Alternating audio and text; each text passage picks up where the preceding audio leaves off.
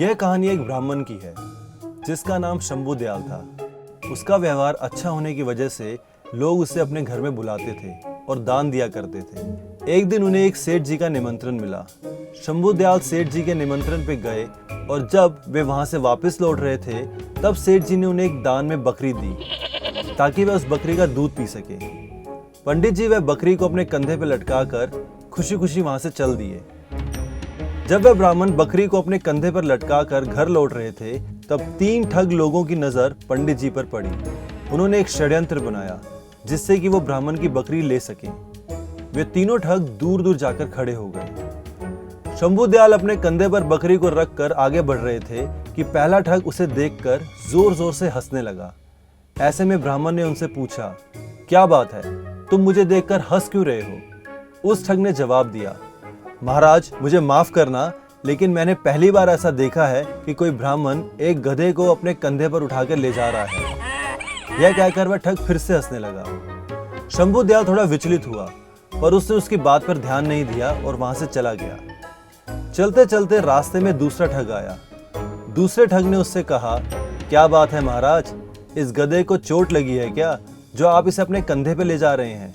यह सुनकर पंडित जी गुस्सा हो गए और बोले, तुम्हें दिखाई नहीं देता क्या? यह कोई गधा नहीं, यह एक बकरी है, बकरी जो मुझे दान में मिली है, इसलिए मैं इसे कंधे पर रख के ले जा रहा हूँ।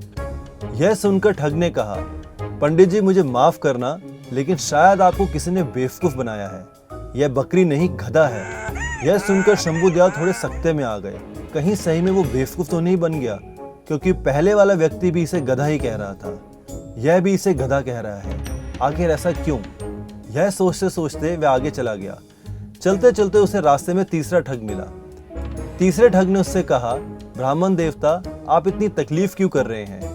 लाइए इसे मुझे दे दीजिए, मैं आपको घर तक छोड़कर आऊंगा। ब्राह्मण के लिए कार्य करना पुण्य का काम है, इससे मुझे आपका आशीर्वाद मिलेगा। उस व्यक्ति की यह बात सुनकर ब्राह्मण खुश हो गया और उससे बोला, बहुत बहुत शुक्रिया, तुम एक भले इंसान लगते हो। फिर उसने वह बकरी ठग को सौंप दी। वो दोनों एक साथ चलने लगे। कुछ दूरी तक चलने के बाद शंभू दयाल ने अपना शक खत्म करने के लिए उस आदमी से पूछा, वैसे तुम्हें इस बकरी का भार ज्यादा तो नहीं लग रहा?